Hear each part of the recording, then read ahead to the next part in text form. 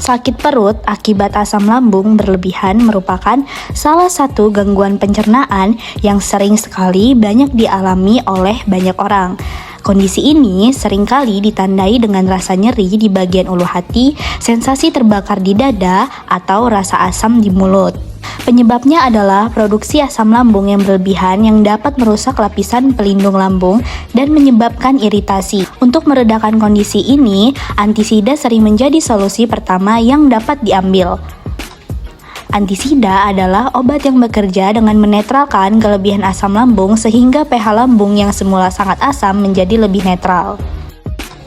Antisida umumnya mengandung senyawa seperti natrium bikarbonat, magnesium hidroksida atau MgOH 2 kali, atau aluminium hidroksida.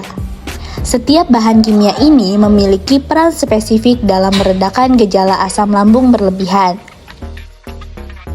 Sebagai contoh, natrium bikarbonat atau NaCO3 bereaksi dengan asam lambung atau HCl untuk menghasilkan karbon dioksida atau CO2, air atau H2O, dan garam natrium klorida.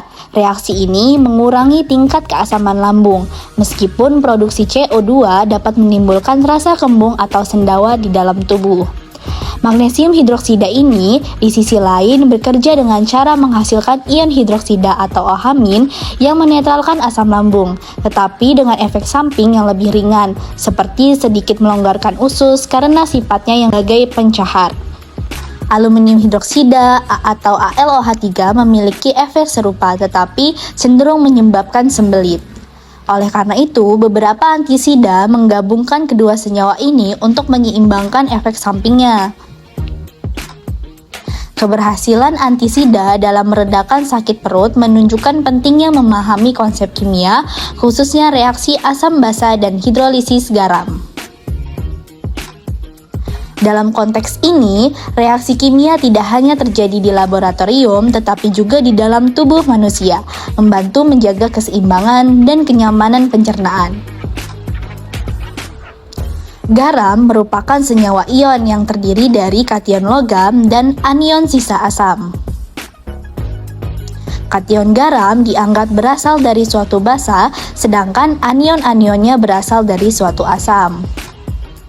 Jadi, setiap garam mempunyai komponen basa atau kation dan komponen asam atau anion. Jadi, apa sih yang dimaksud dengan hidrolisis garam? Hidrolisis garam adalah proses reaksi antara ion-ion dari garam dengan air yang menghasilkan larutan dengan sifat asam, basa, atau netral. Garam sendiri terbentuk dari reaksi asam dan basa. Namun, sifat larutan dari garam itu tidak selalu netral. Hal ini bergantung pada kekuatan asam dan basa penyusunnya.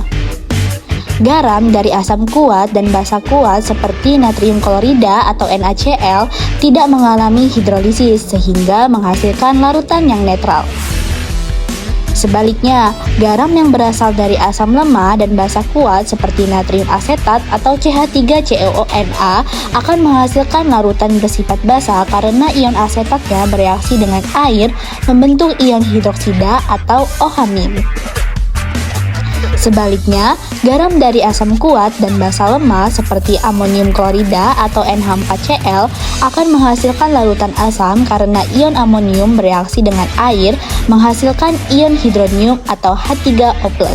Selain itu, terdapat garam yang berasal dari asam lemah dan basa lemah, misalnya amonium asetat atau CH3COONH4. Hidrolisisnya bergantung pada kekuatan relatif dari asam dan basa penyusunnya yang ditentukan oleh nilai konstanta asam Ka dan konstanta basa atau Kb. Jika Ka lebih besar daripada Kb, larutan akan bersifat asam dan sebaliknya. Hidrolisis garam memiliki aplikasi penting dalam kehidupan sehari-hari dan industri. Misalnya pengaturan pH tanah untuk pertanian, pengolahan limbah, serta formulasi produk makanan dan obat-obatan. Dengan memahami konsep ini, kita dapat mengontrol pH dalam berbagai sistem sesuai dengan kebutuhannya.